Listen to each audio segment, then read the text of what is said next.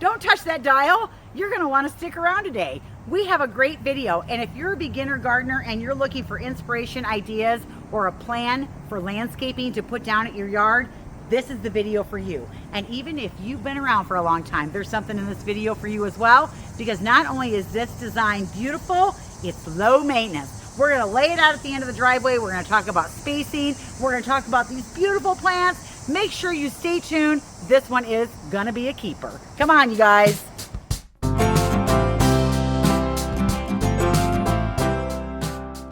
All right, all you plant nerds, welcome to my channel. I'm glad you decided to stick around because guess what? I've got a great video. We're gonna lay out a landscape plan that not only is gonna be beautiful, but it's gonna be easy. And I picked plants that even a beginner would have great success with.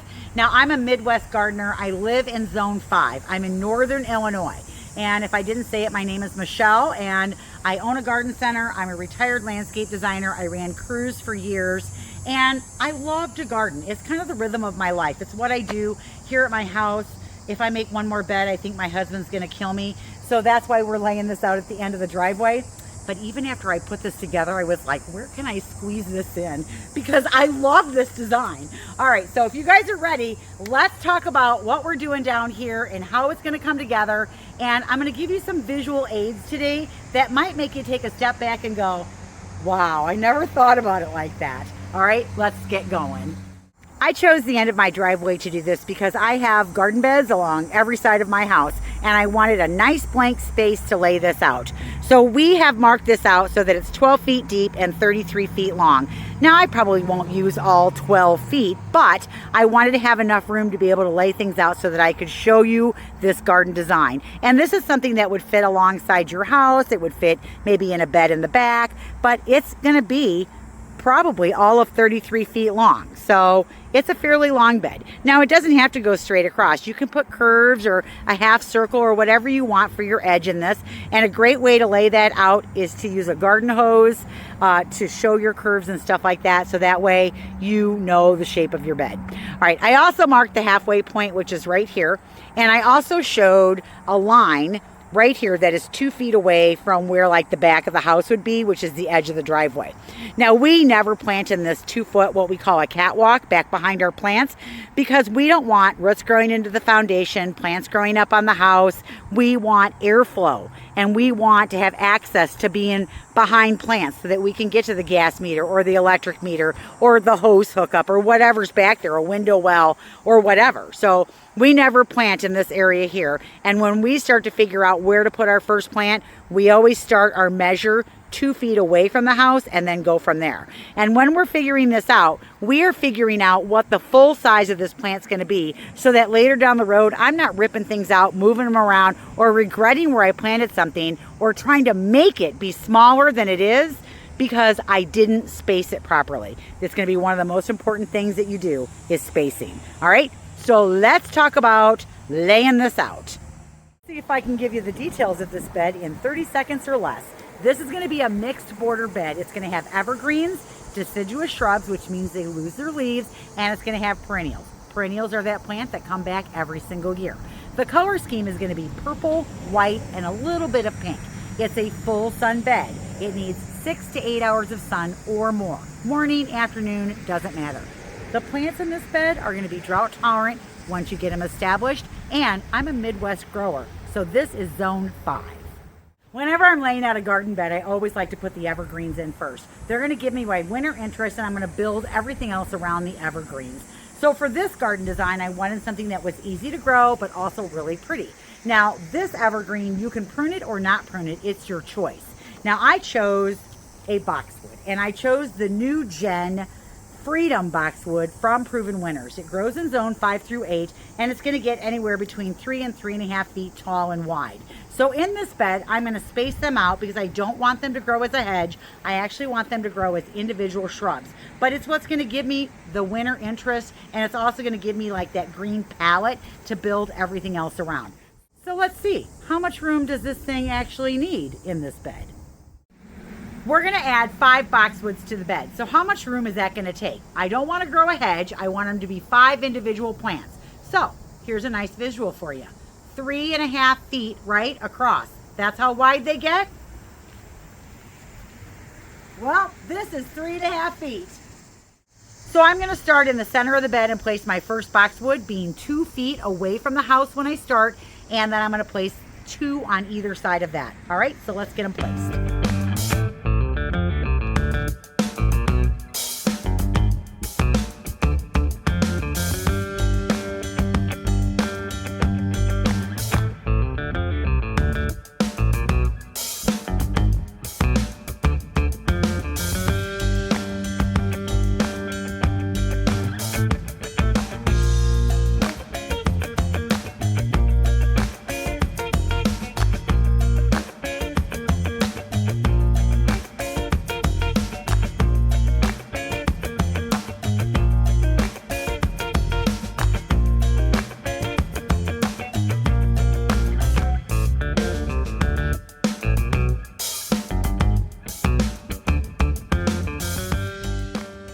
Oh, I love this shrub. As soon as I saw them, I knew I was going to add it to the design. This is a coral berry, and it's a first edition from Bailey's, and it has these absolutely beautiful pink berries on it.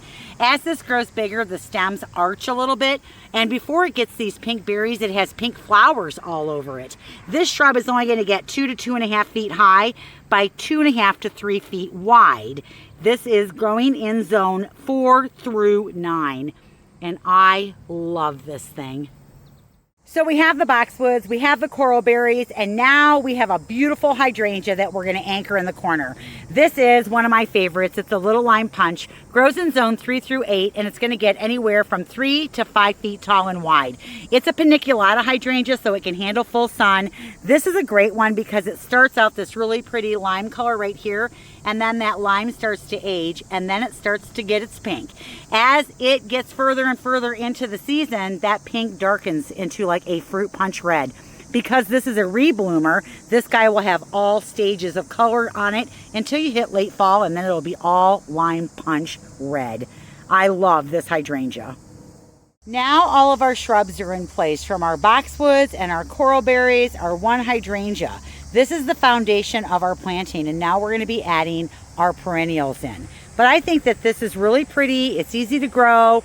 You're going to have the back layer, which are going to be your evergreens. You're going to have these beautiful coral berries in front.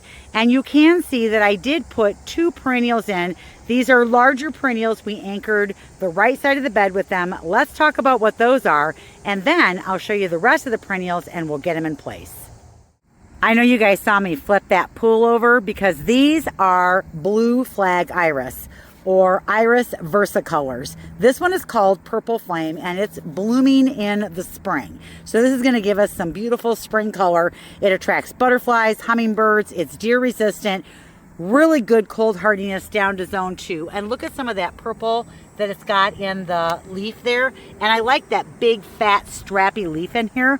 It's going to get anywhere from 2 to 3 feet tall and wide. So we did 2.5 feet around on our circles, kind of split the difference on that one. The flowers on this bloom late spring into early summer, and they're a beautiful violet blue. Oh, it's starting to look so nice. I absolutely love the boxwoods and the coralberry. Now remember, they're going to get anywhere from 3 to 3.5 feet high. So all the perennials that I'm going to put in front of them are going to stay under 24 inches. I'm going to show you the perennials in bloom order. I already showed you the iris. Those obviously are going to bloom first. And what's going to bloom second are veronica or speedwell. These bloom late spring, early summer. They get these beautiful dark purple spikes on them, and this one is called Royal Candles. It's absolutely my favorite veronica. Now the nice thing about veronica is it is a rebloomer. If you cut the flowers off when they're done blooming, it'll push new flowers out. You can cut it all the way to the ground or just to the base foliage, either one, and have another flush later in the summer. These guys grow anywhere from 12 to 18 inches high and 12 to 18 inches wide. So that's not a very big plant, but it's bigger than you think it is. Hold on. See the bottom of this plant? You're going to set that down over there, and then you're going to space your next one. But we always want to make sure that we don't plant them so close together that we don't have good airflow in between our plants. 18 inches, guys. I actually split the difference. This isn't even 18 inches. This is actually 14 inches. And so I'm thinking between 12 and 18, we'll split the difference, kind of, sort of. And this is how big they're going to get. So we have 3 of these to put in the bed, and these are going to be the first bloomers. And if I didn't say, these are zone 3 through 8.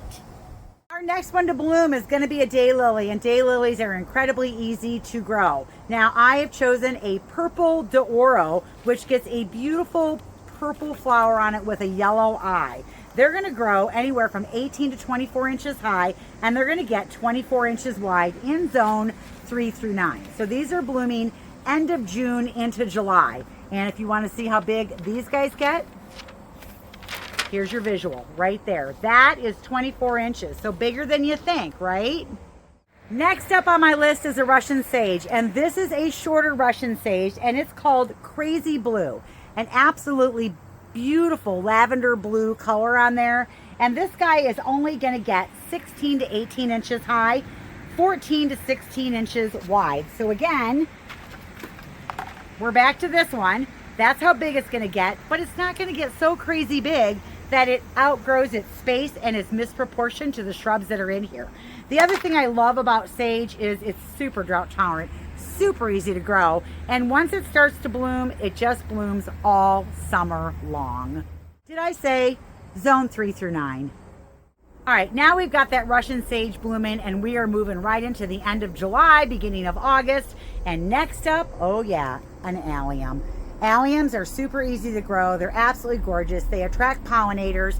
They have these beautiful purple billy balls on them. They have a good bloom time on them, and they're growing in zone 4 through 8. Now this is a summer allium called Millennium, and it's going to get 12 to 15 inches wide, and it's going to get 15 to 18 inches high. So again, back to this one. Here comes fall. It is August now, rounding out into September, and the next thing we want to have blooming in our purple family is an aster. Now these aren't blooming yet, but they will bloom. This is a blue autumn aster. It's going to grow in sun or part shade. It's going to grow 18 to 20 inches high, and it's going to get 18 to 20 inches wide. And it absolutely has a beautiful blue flower in it with a yellow eye. And again, here we go. That saucer right there, and it might even get a little bit bigger than this saucer, is what we need to mark out. Last but not least, going all the way into September, is our sedum. These are super drought tolerant, crazy easy to grow. They look like little baby cabbages while you're waiting for the flowers to come on. Now this is from Proven Winners, and this is from the Rock and Round series. It grows in this nice rounded mound. This one, it kind of has a little bit of a blue hue on the foliage itself, and the flowers come out this really pretty, kind of like a lavender pink color. Super duper pretty. This one is called Pride and Joy. 10 to 12 inches high, so not very high, but it has a nice mounding habit, and it's going to get anywhere from 16 to 18 inches wide, which again, oh, here we go, that one again. And I have these growing in the back, and I really like them. So this will be a nice addition to the garden, super drought tolerant, and again, crazy easy to grow. And if you want to leave any of these up for winter interest, this is the one, because it looks great with a little dusting of snow or a little frost on it. So it'll carry you into winter as well.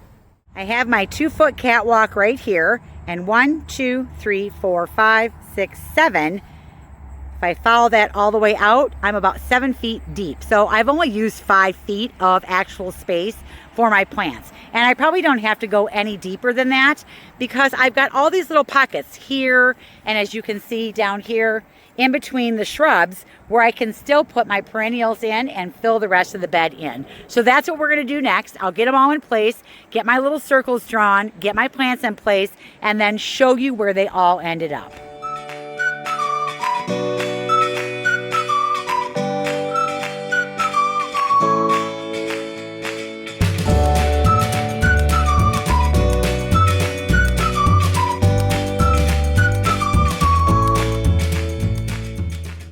Oh my goodness, I love this. Let's start over here all the way on the right, and you can see that I did end up going out 8 feet. 1, 2, 3, 4, 5, 6, 7, 8.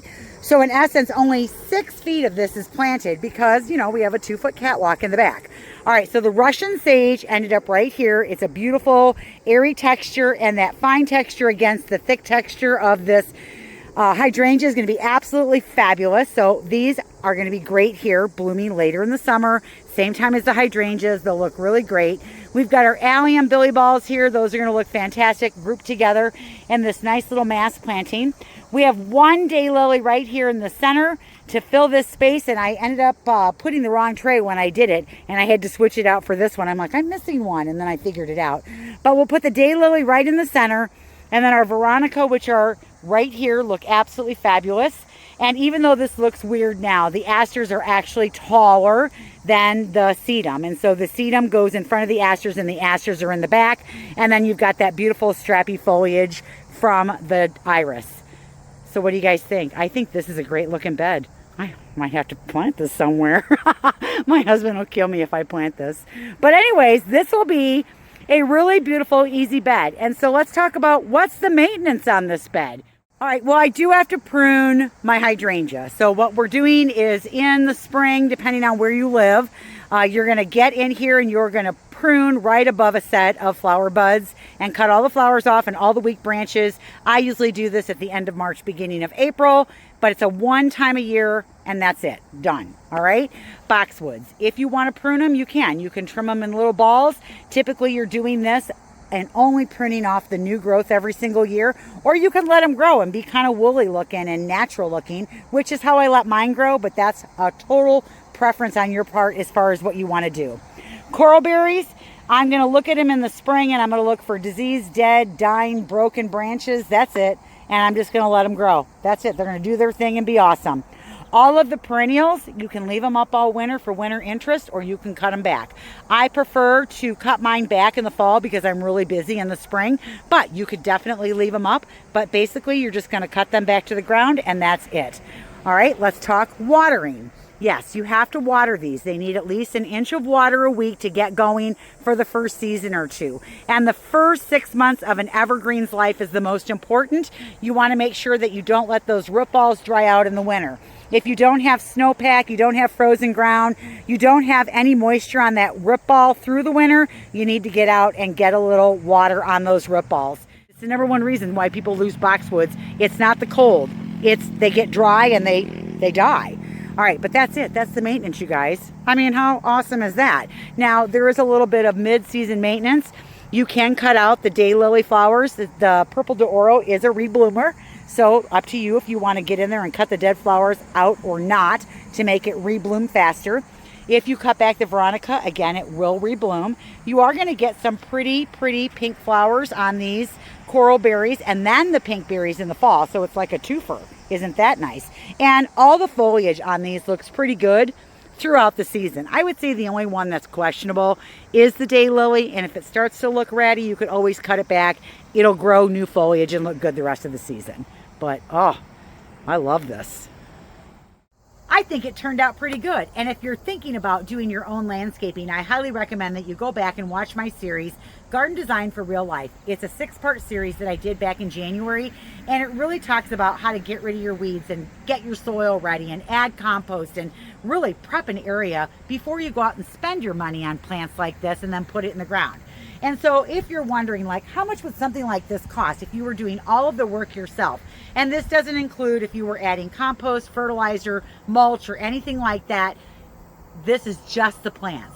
I'm going to say it's going to be between $400 and $600, and then add your tax in on top of that. Now, you might find better deals if you can find sales, because a lot of garden centers have sales in the fall, so you might be able to hook up to a sale. Or if you buy smaller plants and you're willing to wait for them to grow up a little bit bigger. These are the size that I like to start with. They're not too small, they're not too big, they're just right. All right, so that's all I've got for today. I hope you were entertained, educated, and inspired. My name's Michelle. I hope you get your hands in the dirt. We'll catch you in the next video. Bye, everyone.